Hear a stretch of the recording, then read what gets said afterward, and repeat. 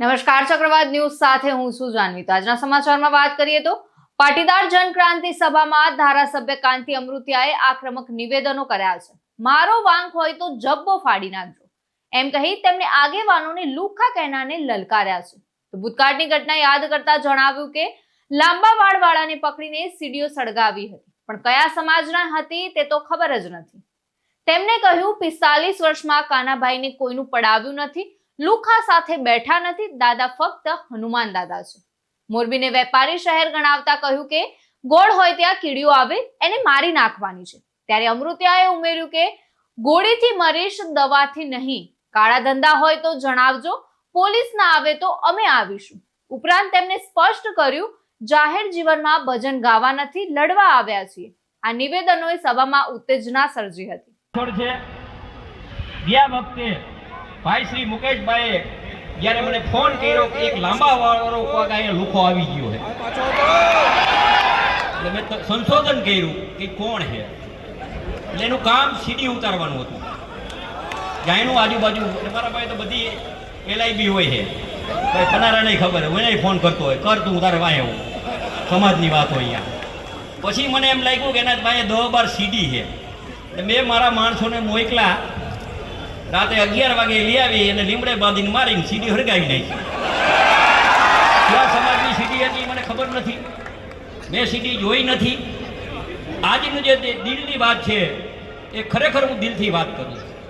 સીડી ઉતાર્યા પછી સારા સમાજના માણસો હોય એ માણસો અમે લડાઈ કરી તો કાનાભાઈ કજિયારા, કોકનું પડાવી લઈએ તો કાનાભાઈ કજિયારા। આ 45 વર્ષમાં કાનાભાઈએ કોઈનું પડાયું નથી, કાનાભાઈ કોઈ લુખારે બેઠા નથી, અને કાનાભાઈ કી એક દાદો, એક હનુમાન દાદો। એમાં પણ નાની જેલ નાની હતી, 180ની કેપેસિટી હતી, એમાં 320 પૂરી દીધા છે, અને હમણાં જેલ મોટી કરી છે 580 જણાની।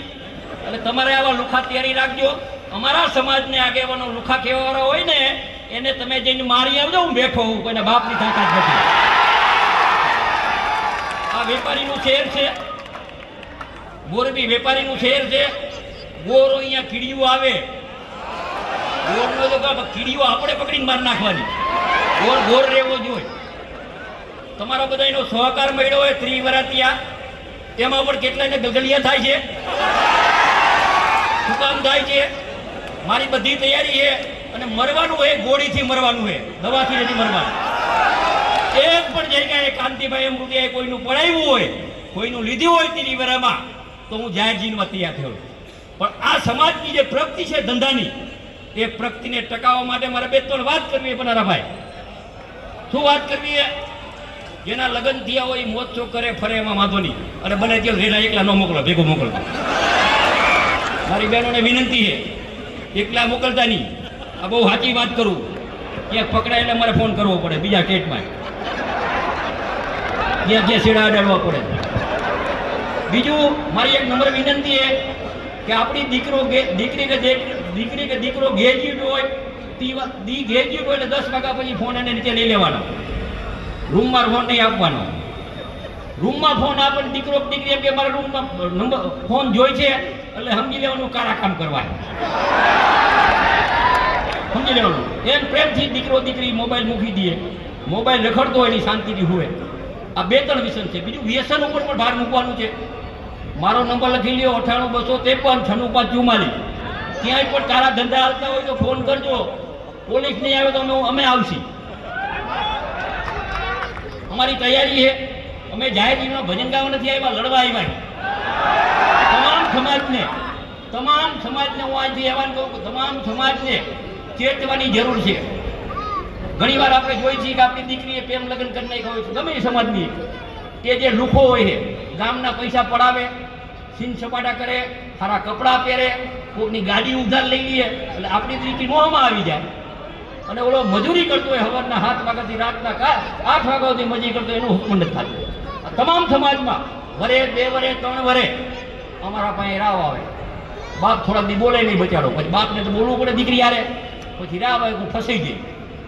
ભાઈ કોકના પૈસે દાન કરે, કોકના પૈસે લુખાવેરા કરે, કોકના પૈસે કામ કરે, અને એવાથી ચેતજો।